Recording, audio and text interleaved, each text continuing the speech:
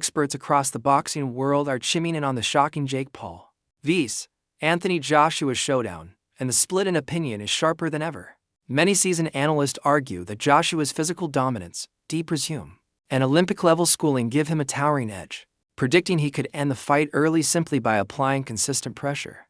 Others, however, point to Jake Paul's steady development, disciplined camps, and comfort facing larger opponents, suggesting he might sneak rounds with smart footwork and time counters. Despite that, the bulk of professionals still view Joshua as the clear frontrunner due to his punching authority and tactical experience. Even so, Jake's growing star power keeps the event captivating, with fans curious whether he can pull off another upset. Tommy Fury, meanwhile, views the matchup as heavily lopsided because of the enormous gap in size and background. He emphasizes the brutal reality of true heavyweight boxing fighters, who've spent decades honing tools that hit with a completely different level of force. From Fury's viewpoint, the physical mismatch alone makes it a fight Jake cannot realistically win, regardless of whatever improvements he's made. I can beat Jake Paul. Excuse my French, what the f*** is Anthony Joshua going to do to Jake Paul? I think my dad said that AJ could beat him with his prick, and I completely will back that up. Even if AJ had a broken arm in there, it still wouldn't go past a minute. To be quite honest with you, and as a safety aspect,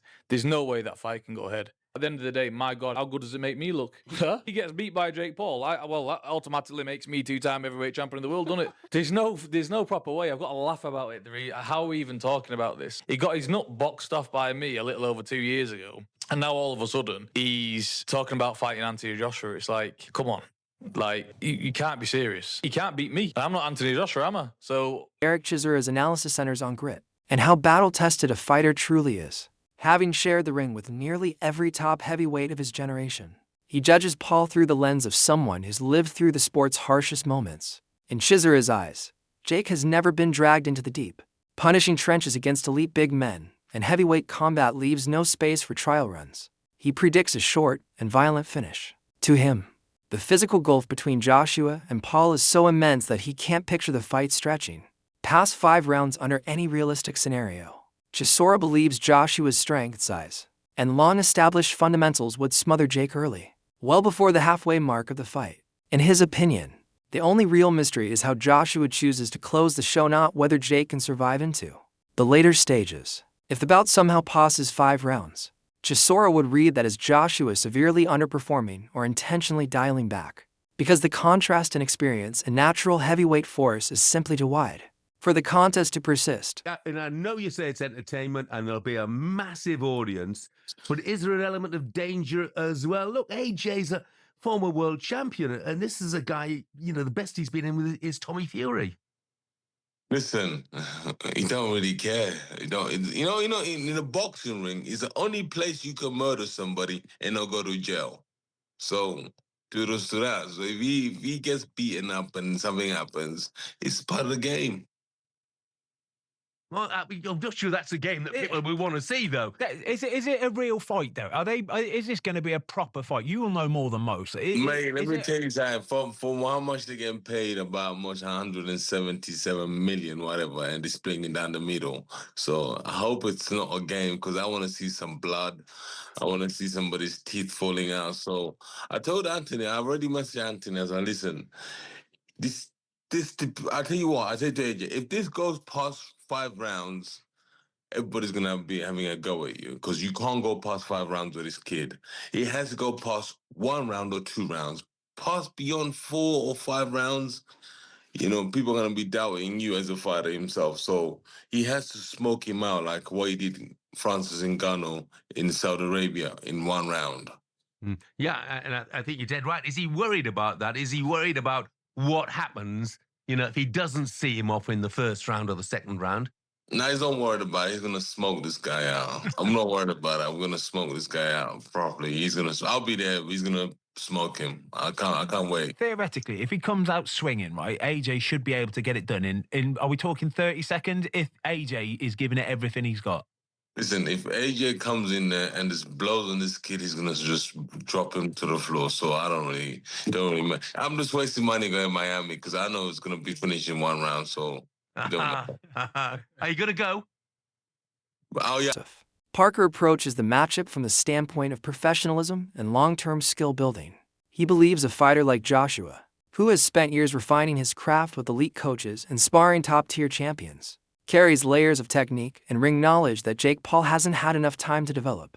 Parker acknowledges Jake's bravery in accepting demanding fights, but still views Joshua as too seasoned, too physically imposing, and too technically sound to be troubled by someone so early in their career. Jake has said that he's interested in doing Anthony Joshua versus Jake Paul. Let's talk about fights that make sense. Jake Paul's doing whatever Jake Paul does. If Joshua's serious about wanting to stay in boxing, then fight good, real fights, if that's what you want to do. I mean, if you want to go down this other road and do this, then that's by all means do it. But it's a different journey and it's a different pathway. I think as fighters who've been in the game for a long time, I want real fights. If I was given the opportunity to fight Jake Paul, would I take it? No. Not even for the money, no. No, like I want to be champion of the world. That's my goal. And that's what Evander Holyfield evaluates the fight through conditioning and fighting mentality. He credits Jake for his determination and solid fitness, but says Joshua's experience in lengthy, exhausting battles gives him a huge advantage. Holyfield insists that enduring sustained heavyweight pressure, absorbing the physical weight, power, and pace of a true big man is something Jake has never experienced. In his view, Joshua's stamina and tough, drawn-out contest makes him a mountain Jake isn't equipped to climb. I would love to see that myself. I would love to see that fight against Ray. Who do you lean towards? You know, it's just gonna be. It would just be a good fight. It's a good fight, but being the best. Because my whole thing, I don't want nobody to think I want somebody. I like boxing, and whoever wins. Benavidez Sr. offered one of the most unsettling takes about the upcoming bout, leaving fans stunned. He believes Jake Paul is stepping into a type of danger he hasn't faced before, and that this fight may expose the limits of his rapid rise. Benavidez Sr. argues that Joshua's size, firepower, and championship pedigree create a scenario where Jake could take serious punishment if he's not extremely cautious. He says Jake's self-belief and punching ability won't matter once he's in front of a genuine heavyweight who has competed at the absolute highest tier of the sport. Don't count him out. I think that's a very dangerous fight for Jake Paul. But at the end of the day, we could have a big upset, But I think that AJ is too much for Jake Paul at this point, and he's bigger than Jake Paul, in my opinion. Do you think it's competitive? A lot of people are saying if AJ doesn't get him out of there in 2 rounds, it'll be a huge embarrassment. I don't think that's not the case, that he's gonna get Jake Paul. At the end of the day, Jake Paul has been training hard too, and he's a pretty good fighter. I don't think he would take him out in 2-3 rounds. I think maybe in the later rounds, or it might go to decision, but I don't think that Jake Paul can take AJ out. I mean, or AJ could take Jake Paul. Maybe, but I don't know. It's just gonna be an exciting fight. I think I want